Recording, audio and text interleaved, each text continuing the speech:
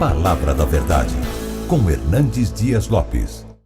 E hoje vamos tratar do Salmo 137. Eu peço que você abra sua Bíblia comigo, neste poema, neste Salmo 137. Lido o texto, mantenha a sua Bíblia aberta comigo nesta passagem. Às margens dos rios da Babilônia, nós nos assentávamos e chorávamos.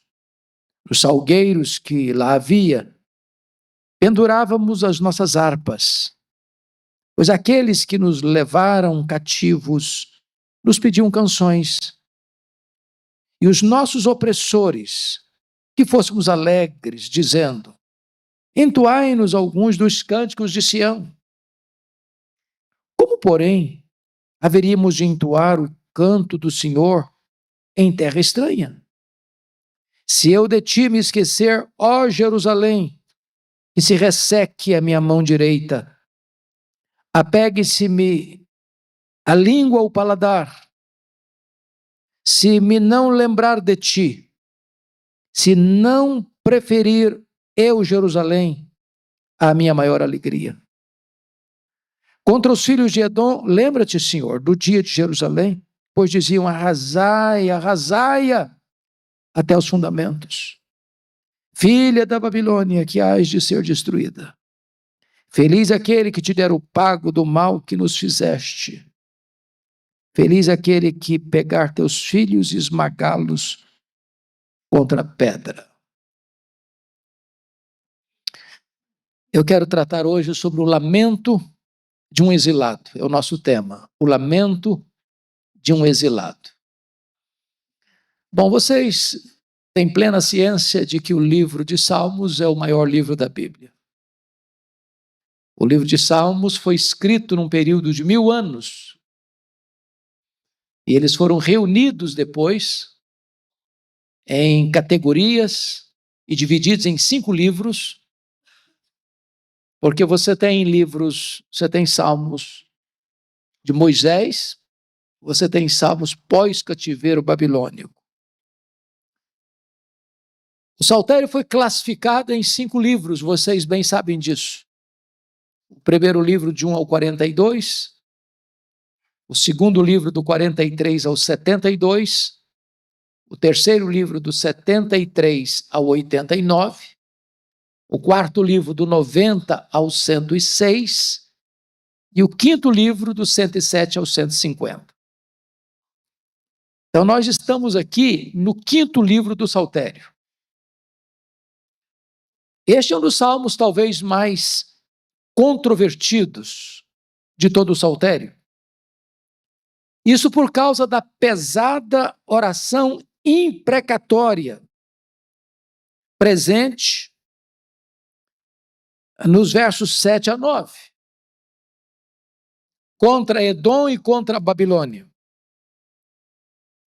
O autor desse salmo é desconhecido, é um salmo anônimo. Então você tem vários salmos, a maioria deles de Davi. Nós temos dos 150 salmos, 73 salmos de Davi. Nós temos salmos de Moisés, de Salomão, de Asaf, dos filhos de Coré. Nós temos salmos anônimos, e este é um salmo anônimo, nós não sabemos quem é o seu escritor. Mas sabemos muito bem o contexto, ou a realidade, ou o cenário que esse salmo descreve. Jerusalém, a capital de Israel, a cidade conquistada por Davi dos jebuseus e transformada em cidade de Davi, capital de Israel, foi cercada pelos caldeus em 3 cercos, 606, 596 e 586 a.C., quando, na verdade, a cidade caiu nas mãos dos babilônios, dos caldeus. A cidade foi passada ao fio da espada, a cidade foi arrasada, foi queimada, foi destruída, e o povo de Judá estava, nesse tempo, extremamente corrompido. Por quê? porque o povo não quis dar ouvidos à voz de Deus através dos profetas. Vale destacar que as 10 tribos do norte, que formaram o que nós chamamos de Israel, capital Samaria, já tinha caído há muitos anos, no ano 722, no poder do grande e poderoso Império Assírio. Porém, as 2 tribos do sul, chamado Reino de Judá, o reino que haveria de dar sequência à esperança messiânica, porque o Messias descenderia da tribo de Judá, da dinastia de Davi, não quis ouvir a voz de Deus também. Deus enviou profetas, e eles perseguiram os profetas, e eles mataram os profetas, e se corromperam ao extremo, moral e espiritualmente. Os sacerdotes estavam completamente corrompidos. Os falsos profetas pregavam por dinheiro. Os juízes nas cortes vendiam sentenças. A justiça era negada ao povo. Os reis se corromperam. O povo se corrompeu. A religião se corrompeu. A apostasia era uma triste realidade. E então Deus tomou decisão de entregar o seu povo nas mãos da Babilônia. Se você ler com essas lentes o Antigo Testamento, você vai perceber que as conquistas militares, as invasões, a depredação, a ruína de Israel nunca foi em virtude da fraqueza de Israel ou da fortaleza do inimigo que atacou Israel. A causa era sempre a desobediência e o pecado. É Deus quem entrega o seu povo nas mãos do inimigo? É Deus quem tira o seu povo das mãos do inimigo? É Deus quem julga depois do inimigo? Não é uma questão apenas sociopolítica do mapa. Não, não. É uma questão da soberania de Deus. E Deus então entrega seu povo nas mãos da Babilônia. A essas alturas o povo tinha uma crendice, uma coisa mística em relação ao templo. Eles imaginavam, enquanto o templo estiver conosco, ninguém pode nos atacar, nos vencer. E lá em Jeremias 7 diz que eles diziam templo do Senhor, templo do Senhor, templo do Senhor é este, apenas para permanecerem em seus pecados. Então, nos 3 cercos de Jerusalém, no primeiro cerco em 606, os vasos do templo foram levados. E uma pequena elite também foi levada, dentre eles Daniel e seus amigos. Depois de um segundo cerco em 596, e levaram outra leva de judeus. Mas em 586, Nabucodonosor cercou Jerusalém. Por um tempo suficiente para faltar comida dentro dos muros. E a situação foi tão desesperadora, diz a Bíblia, que mães comiam os corpos de seus filhos, porque a fome era desesperadora. Chegou a ponto de Lamentações, Jeremias registrar isso, no capítulo 4, versículo 9, que mais felizes foram os que morreram pela espada dos caldeus do que os que morreram de fome dentro dos muros de Jerusalém. Quando a situação já não tinha mais a mínima chance de resistência, então Nabucodonosor entrou na cidade, destruiu a cidade, destruiu o belíssimo, suntuosíssimo Templo de Salomão, pisou nas ruas como lama as crianças, forçando as mulheres, violentando as mulheres, massacrando os velhos. e levando o povo por uma escravidão amarga, 1.000 quilômetros, andando a pé pelos desertos da vida, para aquela escravidão, para aquele cerco, para aquele cativeiro de 70 anos na Babilônia.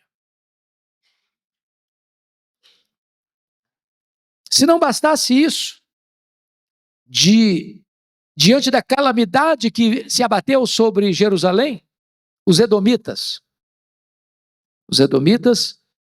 eram primos, diríamos nós hoje, dos israelitas.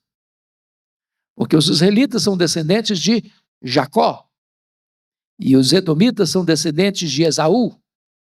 Jacó e Esaú eram irmãos gêmeos. E os edomitas habitavam naquela época na região próxima do Mar Vermelho. A capital dos edomitas era a cidade de Petra, até hoje um cenário turístico muito visitado, incrustado nas montanhas. E quando os judeus estão sendo atacados, arrasados pelos babilônios, pelos caldeus, Edom está do lado de cá, gritando: arrasaia, arrasaia, arrasaia até os fundamentos, acabe com Jerusalém. Os judeus que tentavam escapar da espada, do cerco, da morte, os edomitas ficavam nas encruzilhadas para entregá-los aos babilônios ou para matá-los à espada.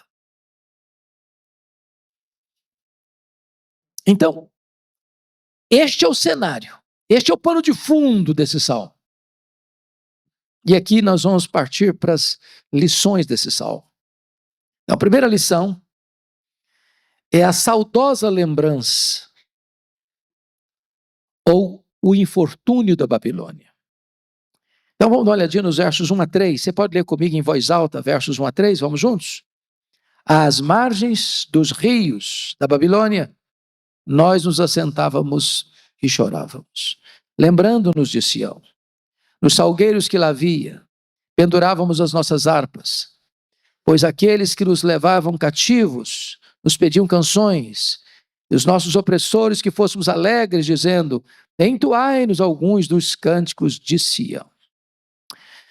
Bom, meus amados, diante da situação, portanto, da vida espiritual rebelada contra Deus, do reino de Judá, tendo reis tão maus quanto Acais e Manassés, o povo vai deixando a lei de Deus, o povo vai matando os profetas de Deus, os ricos vão oprimindo os pobres, os juízes vão vendendo sentenças. Então Deus trouxe a Babilônia e levou esse povo cativo. Mas notem agora a exposição do salmo. Primeiro, os cativos estavam num ambiente estranho. Estranho. Versículo 1. Está escrito aqui: às margens dos rios da Babilônia. Talvez o rio Quebar, talvez o rio Tigre, talvez o rio Eufrates, porque ele está falando de rios, não de rio. Eles estão lá, num lugar em que não gostariam de estar. E aqui eu vejo algumas coisas. Esses judeus perderam o quê?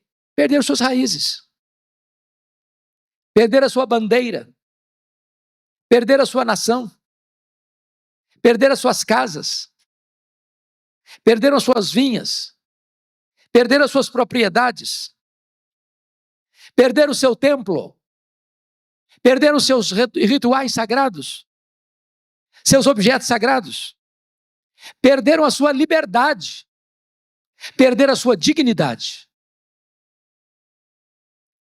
Eles estão onde não gostariam de estar. E se você perceber comigo, eles enfrentam algumas crises. Primeiro, a crise da desinstalação. Você viajar é uma coisa. Você é livre para ir e voltar, a hora que você quiser. Mas você já imaginou o que é uma pessoa ser arrancada da sua terra, da sua casa, deixando para trás os seus bens?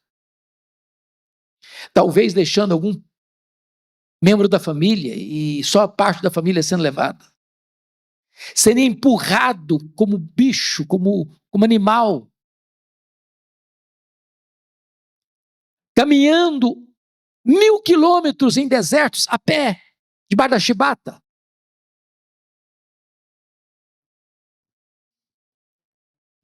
Eles estão numa crise, em segundo lugar, de apatia coletiva.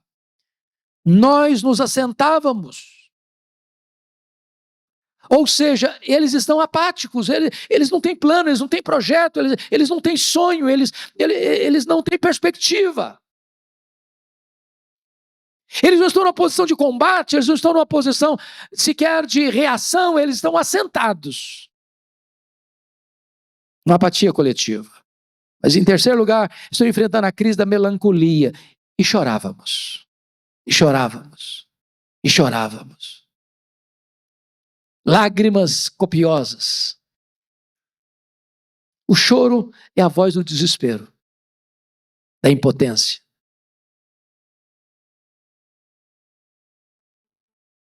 Quarto lugar, eles estão enfrentando a crise da nostalgia, lembrando-nos de Sião. Eles estão olhando às vezes no retrovisor. Nenhum projeto para frente, nenhum sonho.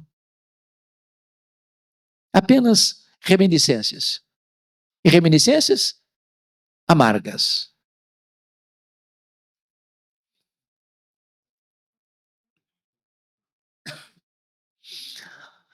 Em outras palavras, o choro deles acabou secando as lágrimas deles, mas acendendo a ira no coração deles. Porque vemos, em segundo lugar, os cativos sendo alvos de zombaria. Veja comigo, por favor, versículo 2 e 3. Nos salgueiros que lá havia, salgueiro é uma árvore frondosa, com galhos finos, mas resistentes, que se estendem por cima do rio. Então eles chegaram na beira desses rios da Babilônia e dependuravam suas harpas, seus instrumentos musicais lá nos galhos. Para dizer o seguinte, nós aposentamos o nosso ministério musical. Acabou. A celebração. Eles não têm templo mais. Eles não têm sacerdote mais. Eles não têm profetas mais. Eles não têm palavra de Deus mais. Eles não têm os rituais da religião deles mais. Então acabou para eles. Agora vejam vocês que os caldeus que batiam, que oprimiam, que zombavam, que escarneciam, inclusive do Deus deles. Porque preste atenção nisso, irmãos. Nas guerras do passado, não era apenas um enfrentamento militar. Nas guerras do passado, a ideia que se tinha, o pano de fundo que se tinha, é que quando um povo vencia outro povo, é que o povo do vencedor, o Deus do vencedor, prevaleceu sobre o Deus do perdedor. Então os caldeus estavam zombando não apenas deles como pessoa, dignidade humana, mas zombando do Deus deles. E qual era a zombaria que estava aparecendo aqui? Está escrito aí. Versículo 3. Pois aqueles que nos levaram cativos nos pediam canções. E os nossos opressores, preste atenção na palavra opressores, e os nossos opressores que fôssemos alegres. E mais, entoai-nos alguns dos cânticos de Sião.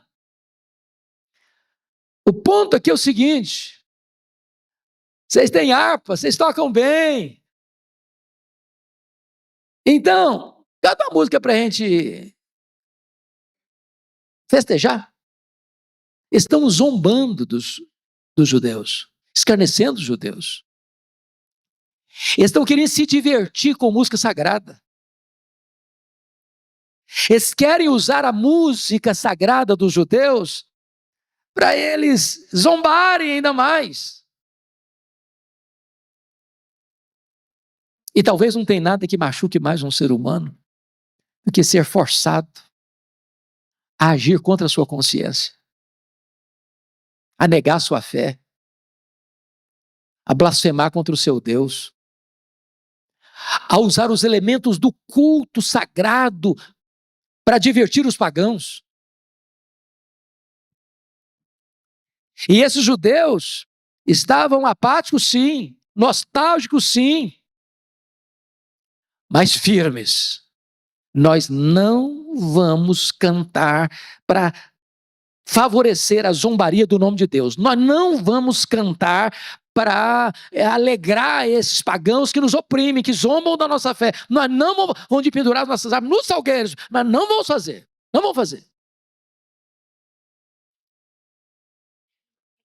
Em outras palavras, é melhor pendurar as harpas nos salgueiros do que profaná-las ao serviço dos ídolos. Eles estão em terra estranha, mas são servos de Deus, e não dos deuses pagãos. Spurgeon chegou a dizer: é melhor ser mudo do que forçado a agradar o inimigo com cânticos forçados. Os caldeus oprimiram, os caldeus mataram, os caldeus espoliaram, os caldeus humilharam, e agora querem se divertir à custa dos que foram oprimidos. Com as músicas que são feitas para a glória de Deus, querem que essas músicas agora divirtam os pagãos. Meus irmãos, aqui vamos parar um pouquinho para fazer uma aplicação. Vocês acham que hoje, às vezes, as músicas de Deus são usadas para divertir os ímpios?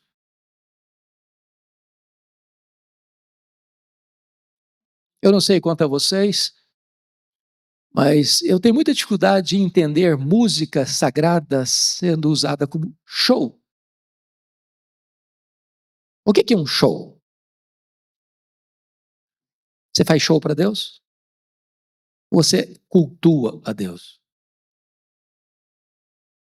Quando eu faço um show, eu faço para me apresentar. Onde estão as luzes dos holofotes? Em cima de mim. Eu sou o astro. É um show. E nós deveríamos parar um pouquinho e refletir sobre isso.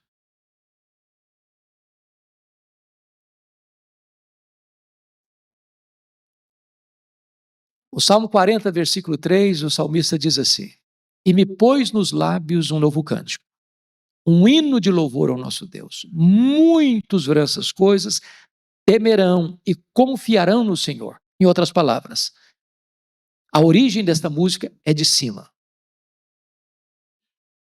E me pôs nos lábios, é Deus quem põe nos lábios.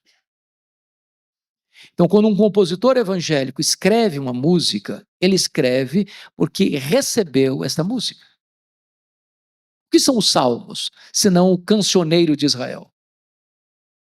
Os salmos foram escritos narrando as experiências dos escritores, mas inspirados pelo Espírito Santo, portanto, é a palavra de Deus. Segundo,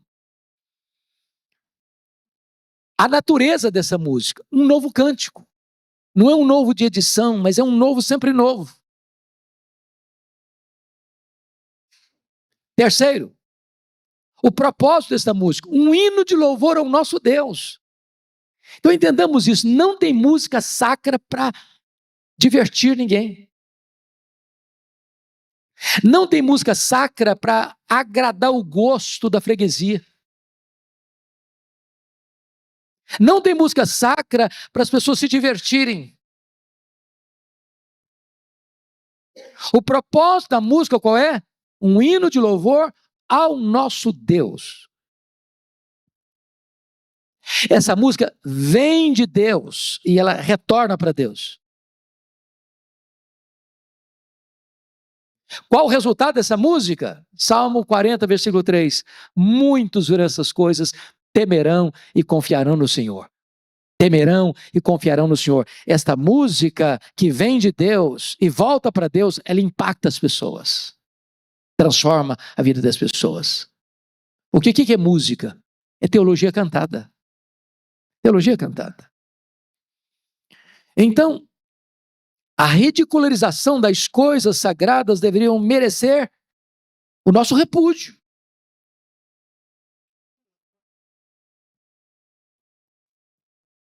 Ou seja, Nós não podemos transformar os nossos hinos, as nossas canções sagradas, em passatempo para a diversão dos pagãos.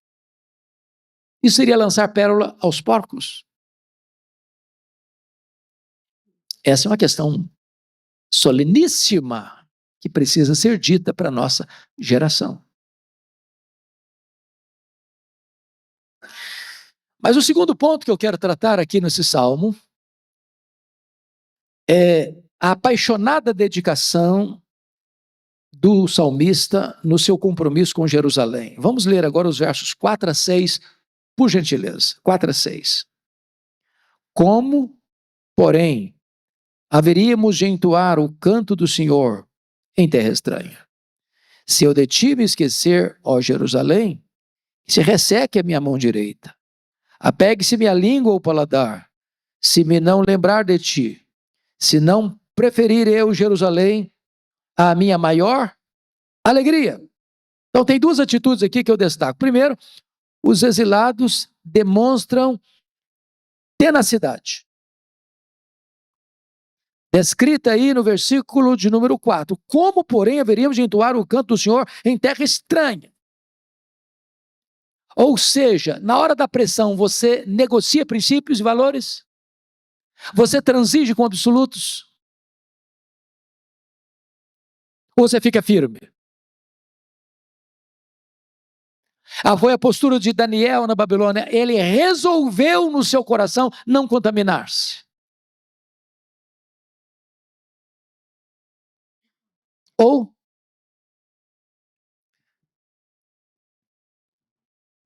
aqueles 3 amigos dele, que disseram para o rei, olha, se Deus quiser nos livrar, tem poder para nos livrar. Se Deus não quiser nos livrar, também nós estamos prontos a morrer por ele.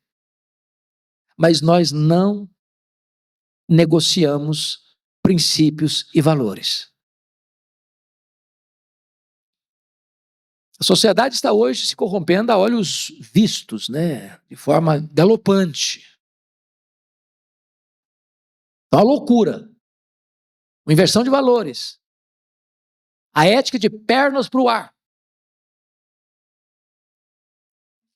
Talvez, muito em breve, vai chegar o tempo em que você vai ter que ser chamado a uma posição. E pagar um preço. E esse salmo nos instrui que princípios e valores não se negociam. Não importa o que pode até nos acontecer, vamos permanecer firmes. Tenacidade. Segundo, os exilados demonstram lealdade a Jerusalém. Jerusalém aqui, irmãos, é mais do que uma cidade. Vou demonstrar minha lealdade a Vitória, Rio de Janeiro, Belo Horizonte, Recife, Fortaleza, Manaus. Não, não é isso. Jerusalém é mais do que uma cidade. Jerusalém é um símbolo, Jerusalém é um emblema. Vocês se lembram que quando Davi conquistou Jerusalém, tomou Jerusalém dos jebuseus e transformou Jerusalém em capital de Israel? O primeiro ato de governo dele foi trazer o quê? A Arca da Aliança para Jerusalém. O que era a Arca da Aliança, senão um símbolo da presença de Deus? E depois ele entendeu que ele tinha um palácio e a Arca não tinha um palácio. E ele resolveu construir um templo suntuoso, digno da glória de Deus. E o profeta vai dizer para ele, não, você não vai construir um templo para Deus. É Deus que vai construir uma casa para você. E casa não é uma casa de tijolo. Deus está dizendo, você está querendo fazer um templo para mim. E eu quero fazer a sua casa, ou seja, eu vou fazer uma aliança eterna com você. Não vai faltar um descendente seu no trono.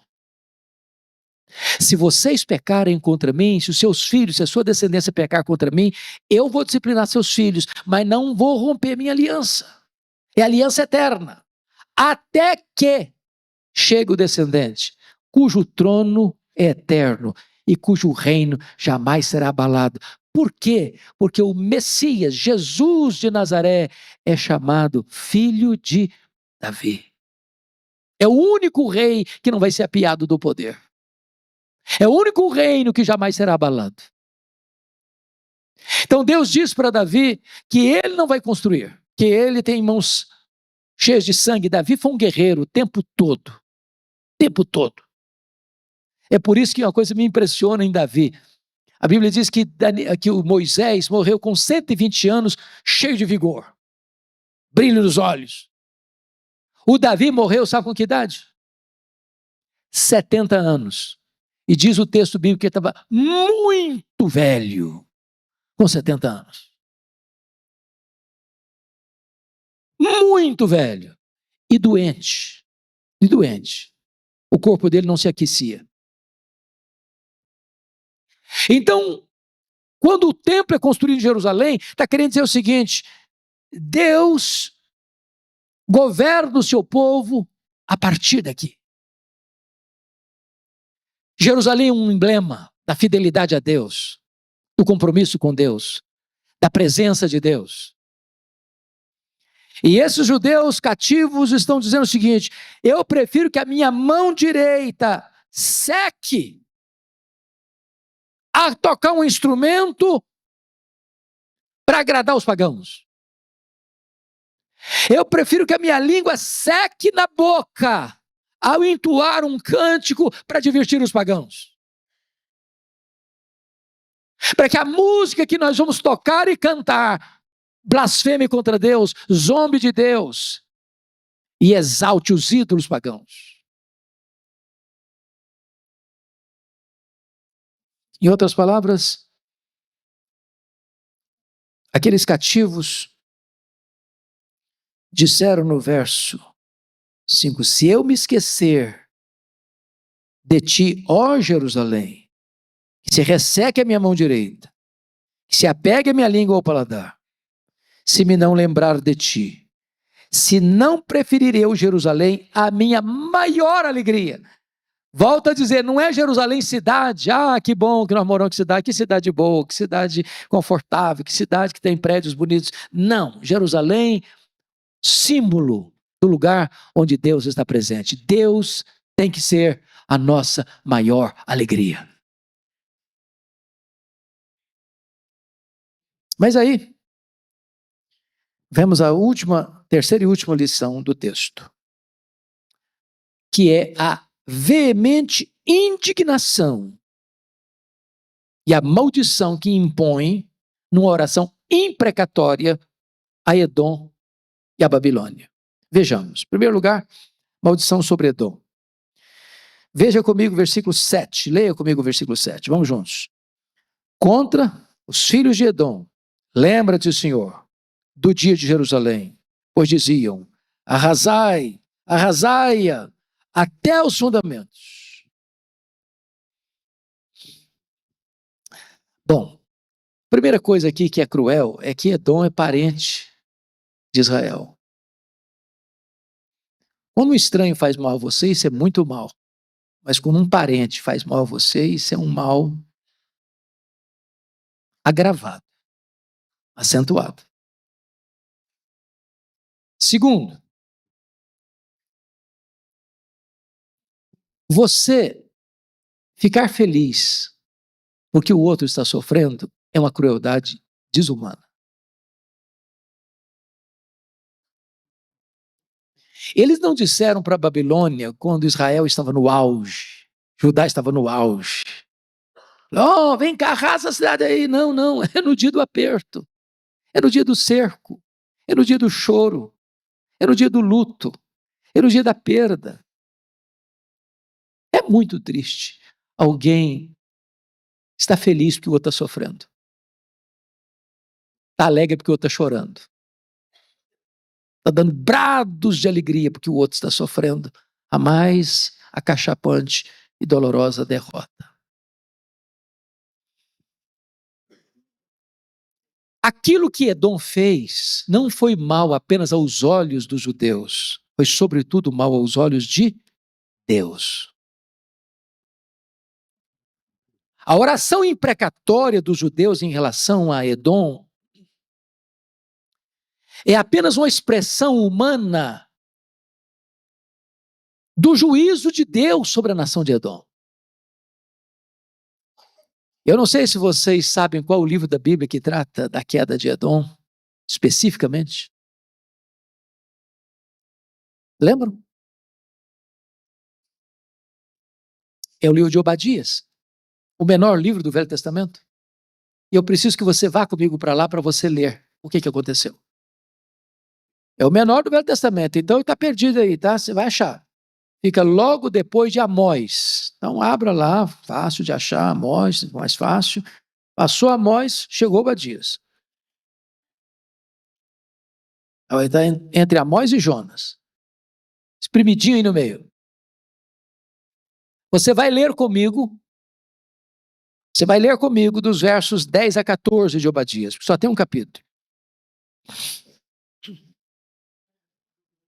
Obadias, acharam aí? Estão comigo? Então vamos, todos juntos. Por causa da violência feita a teu irmão, Jacó, cobrir-te-á a vergonha, e serás exterminado para sempre. No dia em que, estando tu presente, estranhos lhe levaram os bens, e estrangeiros lhe entraram pelas portas, e deitaram sorte sobre Jerusalém, tu mesmo eras um deles. Mas tu não devias ter olhado com prazer para o dia de teu irmão, o dia da sua calamidade, nem ter te alegrado sobre os filhos de Judá, no dia da sua ruína, nem ter falado de boca cheia no dia da angústia. Não devias ter entrado pela porta do meu povo no dia da sua calamidade. Tu não devias ter olhado com prazer para o seu mal no dia da sua calamidade, nem ter lançado mão dos seus bens no dia da sua calamidade. Não devias ter parado nas encruzilhadas para exterminares os que escapassem, nem ter entregado os que lhe restassem no dia da angústia.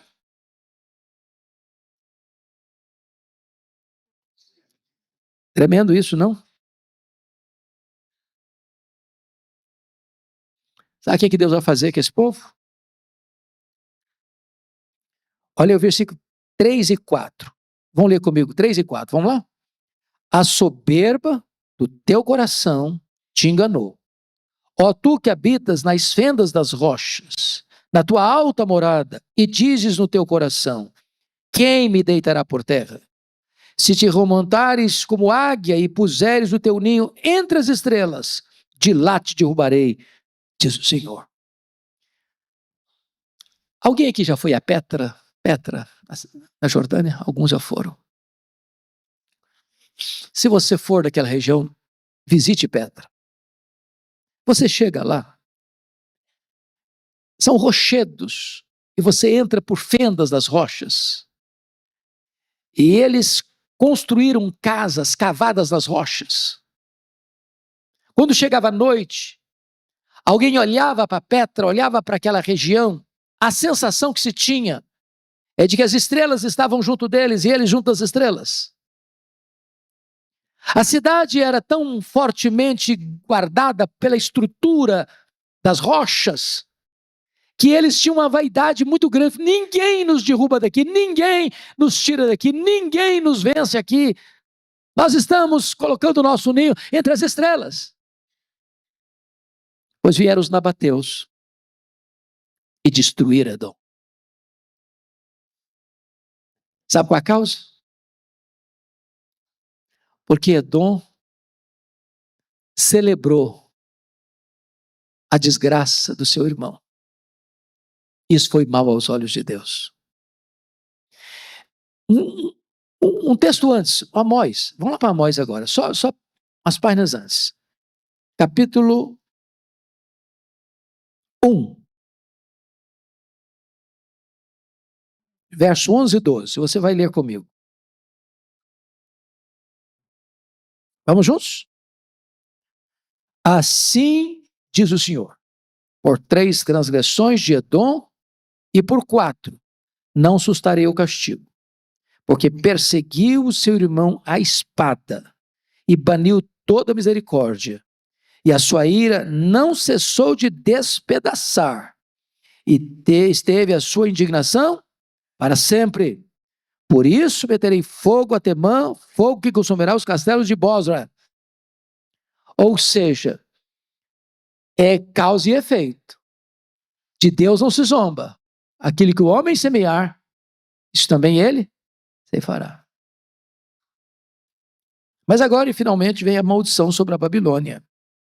Volta lá comigo, por gentileza, para o Salmo 137, para nós fecharmos a exposição.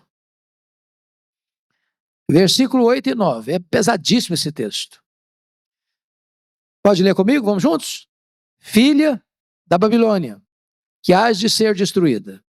Feliz aquele que te der o pago do mal que nos fizeste. Feliz aquele que pegar teus filhos e esmagá-los contra a pedra.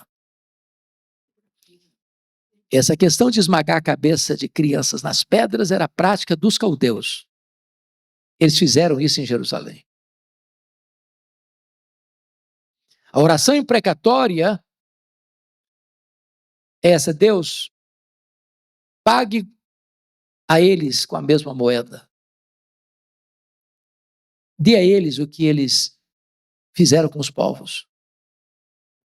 Que eles colham o que eles mesmos plantaram.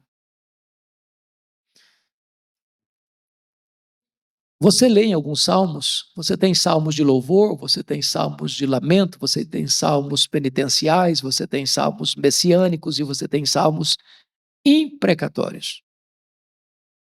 A revelação de Deus está sendo progressiva. E hoje, na fé cristã, nós somos ensinados a orar pelos que nos perseguem, a amar os nossos inimigos e a vencê-los com golpes de bondade, pagando o mal com o bem. Mas a Babilônia caiu. E as profecias de Jeremias, de Ezequiel, e as profecias de Isaías levam-nos ao Apocalipse. E quando chega em Apocalipse, Babilônia é o símbolo, o emblema dos inimigos de Deus. De um sistema econômico, político e religioso que está em oposição a Cristo e a sua igreja. Tanto é verdade que Apocalipse 14 retrata a Babilônia como o quarto inimigo que vem atacar a igreja. O primeiro é o dragão, o segundo é o anticristo, o terceiro é o falso profeta, quarta a Babilônia. O que vai acontecer com a Babilônia? Capítulos 17 e 18 de Apocalipse tratam da queda da Babilônia. A Bíblia dedica 2 capítulos de Apocalipse para tratar da queda da Babilônia. Ela vai acabar. E Babilônia como cidade acabou. Era a grande cidade dos jardins suspensos, arrasada. Hoje, o espaço que era Babilônia é um deserto inóspito. E o que vai acontecer com a Babilônia? Abra sua Bíblia comigo e eu fecho aqui. Apocalipse capítulo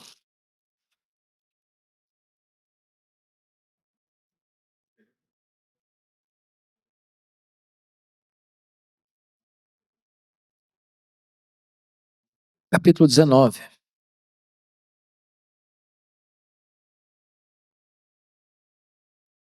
Versículos de 1 a 4. Vamos ler, queridos irmãos. E eu quero só, antes de ler o texto, já deixar uma coisa clara. Deus é soberano. Os que conspiram contra Deus, os que zombam de Deus, os que escarnecem de Deus, os que oprimem, num momento parece que eles estão no comando. Eles estão fazendo, estão acontecendo. São os poderosos, têm a caneta na mão, têm a decisão na mão, têm a capacidade de fazer as leis na mão, têm a capacidade de mudar as coisas na sua mão. Mas isso é só por um tempo.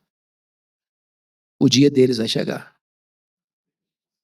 E Deus é justo. E a justiça de Deus é infalível. Veja o que vai acontecer com a Babilônia. 19, 1 a 4. Vamos juntos? Depois dessas coisas, ouvi no céu uma como grande voz de numerosa multidão dizendo: Aleluia! A salvação e a glória e o poder são do nosso Deus, porquanto verdadeiros e justos são os seus juízos. Pois julgou a grande meretriz que corrompia a terra com a sua prostituição, e das mãos dela vingou o sangue dos seus servos. Segunda vez disseram: Aleluia! E a sua fumaça sobe pelos séculos dos séculos. Os 24 anciãos e os 4 seres viventes prostraram-se e adoraram a Deus, que se acha sentado no trono, dizendo: Amém! Aleluia! Essa meretriz é a grande Babilônia. E ela caiu para nunca mais levantar. O Salmo 137 aponta para isso, nesta oração imprecatória. O que o homem semear, isso ele ceifará. Isso é para você e eu temermos e nos humilharmos debaixo da poderosa mão de Deus. Vamos ficar em pé e vamos orar.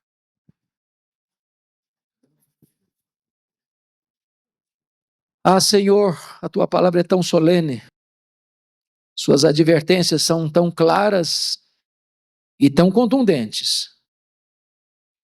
O que nós te pedimos nesta manhã, Deus, é que tu geres temor no nosso coração. Não estamos lidando com um ídolo, com um Deus feito por mãos humanas. Não estamos lidando com as divindades pagãs, com seus caprichos. Estamos diante da tua majestade, porque só tu és Deus, o Criador, o provedor, o preservador da vida, o Deus da nossa salvação. Meu Deus, que as nações temam o teu nome, que elas não confiem em seu poder, em sua estrutura econômica ou militar, que os parlamentos temam o teu nome, que os palácios temam o teu nome, que as cortes temam o teu nome, porque jamais aqueles que atentaram contra ti lograram êxito, a não ser que se arrependam enquanto é tempo. Oh, meu Deus, mas não é apenas uma estrutura política, econômica, social, nacional de um povo. Esta palavra é para cada um de nós, individualmente. Dá-nos a bênção, Senhor, de sermos fiéis a Ti, de não negociarmos princípios e valores, ainda que estejamos em terra estranha, para o louvor da Tua glória, para testemunho do Evangelho, e para que a Tua igreja avance e o Teu reino se estabeleça. Em nome de Jesus. Amém. Deus abençoe, meus irmãos.